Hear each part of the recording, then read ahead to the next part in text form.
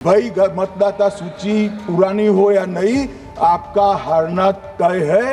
ये मतदाता सूची से नहीं होता। इसके पीछे जो थिंकिंग थी वो हमें सबसे पहले बताएं। छत्तीसगढ़ में 18 में हारे, राजस्थान में 18 में हारे, चेन्नई में हम जीत नहीं पाए, बंगाल में भी हम हारे।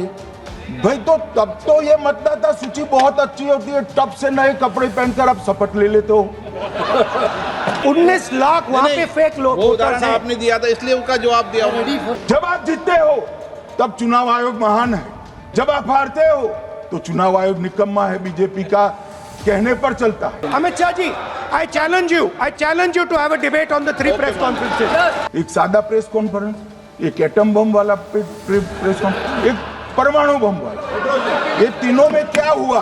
Let us have a debate on my press conference. विपक्ष के नेता महोदय कहते हैं कि पहले मेरी बात का आप जवाब दीजिए, मैं सुनना चाहता हूं। आपकी मुंसफी से संसद नहीं चलेगी, मेरे आप बोलने का क्रम मैं तय करूंगा, इस तरह से नहीं चलेगी संसद।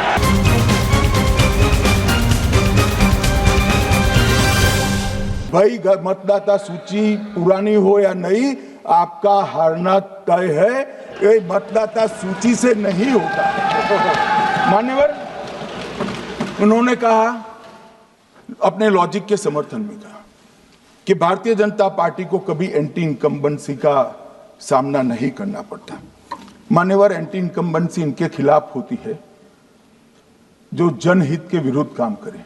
ये बात सही है कि भाजपा को एंटी इनकम्बेंसी का फायदा विरोध बहुत कम करना पड़ता है। हमारी सरकारें बार बार चुनकर आती हैं, चाहे राज्य में है या केंद्र में, परंतु ऐसा नहीं है कि हम 2014 के बाद एक भी चुनाव नहीं हारे। छत्तीसगढ़ में 18 में हारे, राजस्थान में 18 में हारे, मध्य प्रदेश में 18 में हारे, कर्नाटक में भी 14 के बाद हारे, तेलंगाना में हम जीत नहीं पाए, चेन्नई में हम जीत नहीं पाए, बंगाल में भी हम हारे। भाई तो तब तो ये मतदाता सूची बहुत अच्छी होती है, टप से नए कपड़े पहनकर आप शपथ ले लेते हो। उस वक्त मतदाता सूची का विरोध नहीं करते हो, और जब मुंह की पटखनी पड़ती है बिहार की तरह, तब मतदाता सूची का विरोध करते हो। माननीय मेरे दोहरे मापदंड नहीं चलेंगे लोकतंत्र में। जब आप जीतते हो तब चुनाव आयोग महान है, जब आप हारते हो तो चुनाव आयोग निकम्मा है, बीजेपी का कहने पर चलता है। जब आप जीतते हो मतदाता सूची अच्छी है, मतदाता सूची अच्छी है, और जब आप हारते हो तो मतदाता सूची खराब है। मान्यवर, मुझे कोई आपत्ति नहीं, इस प्रकार का भ्रांति फैलाए तो फैलाए। मेरा दायित्व है कि इस देश की जनता को एक ड्यूअल स्टैंडर्ड की जानकारी देना, जो मैं आज इस सदन में खड़े होकर दे रहा हूं। मान्यवर, आगे पर भी मैं इस विषय को कहूंगा, और ढेर सारे आरोपों के मेरे पास जवाब है। जो 3 प्रेस कॉन्फ्रेंस में, एक सादा प्रेस कॉन्फ्रेंस, एक एटम बम वाला प्रेस कॉन्फ्रेंस, एक परमाणु बम वाला, ये तीनों में क्या हुआ, इसके सारे जवाब मेरे पास है। मान्यवर, अब ये कहते हैं कि 2-2 जगह है, 2-2 जगह मतदाता है। मान्यवर, किन किन लोगों के 2-2 जगह मतदाता, मैं इसमें जिनके नाम 2 जगह रजिस्टर्ड है उसका दोष नहीं निकालता मैं, क्योंकि एक जगह से कोई व्यक्ति दूसरी जगह गई तो 2010 के बाद इसको डिलीट करने का अधिकार आरओ के पास से ले लिया गया। इसके कारण ये विसंगतियां खड़ी हुई है। किसके हैं? श्री प्रशांत किशोर जी के 2 जगह मतदाता है, पवन खेरा जी का भी है, तेजस्वी यादव का स्वयं का है, टी सिद्दीकी एनआईसी केरल के नेता का है, मान्यवर संजय सिंह आप पार्टी के नेता के हैं, एक किशोरी पेडनेकर यूबीटी शिवसेना के हैं, इनका भी है। मान्यवर, सामान्य गलतियां हैं, क्योंकि एक नियम आ गया, जिसका जब वोट काटने का जिसका अधिकार है उसको रोक लिया गया, तो आरओ वोट काट नहीं सकता था, इसलिए 2 जगह रह गए। अब वही एक गहन पुनर्निरीक्षण से सुधरना है, मगर आप गहन पुनर्निरीक्षण को वोट चोरी कह रहे हो। मान्यवर, वोट चोरी किसको कहते हैं वो मैं बताना चाहता हूं, और हमारे यहाँ कुछ परिवार ऐसे हैं जो पुश्तैनी वोट चोरी करते हैं। अच्छा, बोलिए आप। हाँ, बोले आप बोले। हाँ, बोले आप बोले। स्पीकर सर, मेरा कल एक सवाल था। जो हिंदुस्तान के इतिहास में पहली बार डिसीजन लिया गया कि इलेक्शन कमिश्नर्स को फुल फुल इम्यूनिटी दी जाएगी। ठीक है, ये है ना, इसका जवाब भी दें। इसका पीछे मैं खत्म नहीं किया सर। इसके पीछे जो थिंकिंग थी वो हमें सबसे पहले बताएं। ठीक है। दूसरी बात, नहीं, हरियाणा की जहां इन्होंने बात की, इन्होंने एक उदाहरण लिया, वहां पर अनेक उदाहरण हैं। वो भी आपने दिया था ना, 19 वो भी आपने दिया था, इसलिए दिया वो भी। 19 लाख वहां पे फेक लोग, वो उदाहरण आपने दिया था, इसलिए उसका जवाब दिया। और ये भी हमें बता दीजिए, actually let us have a debate on my press conference. Let us go.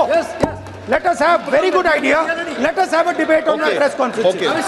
Amit Shah ji, I challenge you to have a debate on the 3 press conferences. Please. ठीक है, बैठ जाइए, बैठ जाइए। माननीय, प्लीज माननीय, आपने बात की थी, प्लीज।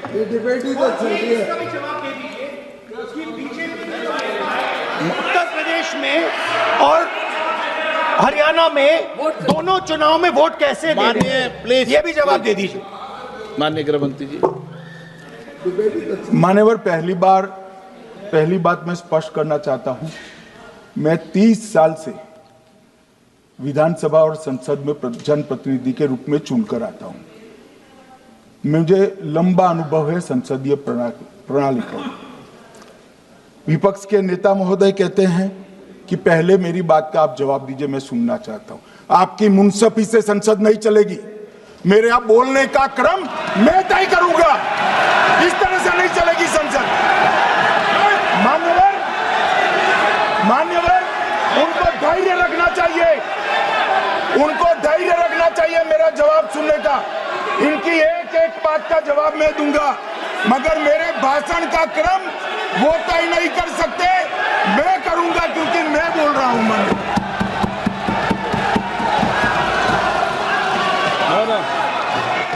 एक मिनट गृह मंत्री जी, एक मिनट गृह मंत्री, क्या गलत बोला उन्होंने यही बोला, आपने जो बात उठाई है मुझे कब बोलना है मैं तय करूंगा, यही बोला ना। उसमें क्यों उत्तेजित हो रहे हो आप? हाँ, आपके 2-2 मिनट में खड़े होने से थोड़ी जवाब देते रहेंगे। नो, माननीय गृह मंत्री, नहीं हो सकता। मैं आपको फिर मौका दूंगा, आपको मौका दूंगा आपको।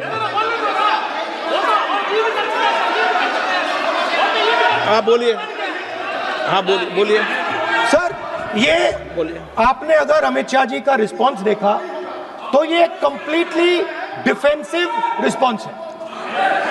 ये घबराया हुआ रिस्पांस है, ये डरा हुआ रिस्पांस है। अब सुनिए पूरी बात, प्लीज मानिए। नो, सच्चा रिस्पांस नहीं है। माननीय गृह मंत्री जी, मान्यवर, आपके चेहरे पर बैठो। मान्यवर, आपके चेहरे पर चिंता की लकीरें मैं देख रहा हूं कि मैं क्या बोलूंगा। मैं उनके उकसावे में नहीं आऊंगा।